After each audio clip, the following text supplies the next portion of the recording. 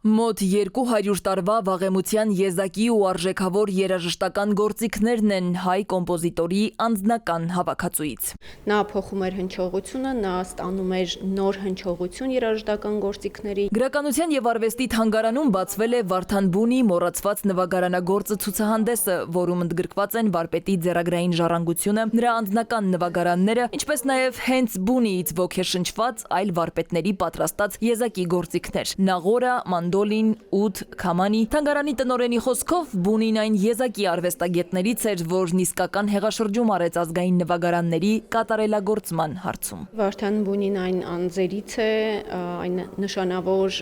եւ մեծ գործ արած մարդկանցից, ում անունն այսօր գրեթե մոռացված է եւ շատ հազվադեպ է հնչում, միայն նեղ մասնագիտական շրջանակում են նրան ճանաչում, եւ ահա այս ցուցադրությունը գալիս է վերապրեցնելու այս ավանդույթը, գալիս է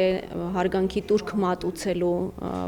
մեծ արվեստագետին։ Ցուցադրության մեջ տեղ են գտել Կոմիտասին աշակերտած վարպետի անձնական հավաքածուից այս երկու հարվածային գործիքները՝ Նաղորան եւ Քամանին, որը թանգարանին է նվիրաբերել նրա կինը։ Վարդան Բունին շատ արժեքավոր է եւ հետաքրքիր է մեր պատմության համար։ Ինքը անձամբ վարպետ չի եղել, գործիքագործ չի եղել, սակայն ուսումնասիրել է գործիքների կառուցվածքը, ներկայացրել է շատ հետաքրքիր ծրագրեր։ Այստեղ ցուցադրված է նաև վիոլա դասին պատկանող նվագարանը, որը լարերի քանակով նման է ջութակի։ Վարպետը Շահեն Երիցյանն է։ Ուշագրավ է նաև մանդոլինը, որի արտաքին կառուցվածքը եզակի ու ինքնատիպ է։ Եվս երկու վաղ քրիստոնեական շրջանի նմուշներ էլ կան, որոնց պատկերները կարելի է գտնել Մատենադարանին պահտված մանրանկարներում։ Վարպետը Վլադիմիր Սմբատյանն է, որն էլ այդ պատկերների հիման վրա է ստեղծել նվագարան, եւ ընկերները նրա պատվին անվանել են Սմբատափող։ Փորձ է արված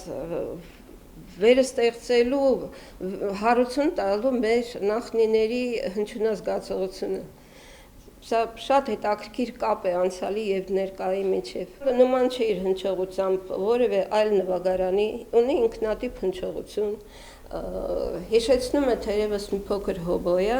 սիմֆոնիկ նվագախմբի նվագարանների շարքից։ Թառից մինչև դուդուկ, կանոնից մինչև զուռնա, նա փնտրում էր ժողովրդական նվագարանների նորացված հնչեղությունը։ Ազգային նվագարանների վերակառուցման հեղինակը ստեղծեց ժողովրդական նվագարանների ռեգիստրային տարատեսակները եւ փորձեց ժողովրդական երաժշտությանը տալ սիմֆոնիկ շունչ։ 1925-ին հիմնելով 35 երաժիշտներով արևելյան վերակառուցված սիմֆոնիկ նվագախումբը։ Այս նվագախմբով Բունին Կովկասում արևելյան նվագախմբի հնչյունածավալի շառավիղը առաջին մեծացնողն էր։ Սվետլանա Ավդիշյան, Զոհրաբ Քարամյան, ժամը լրատվական։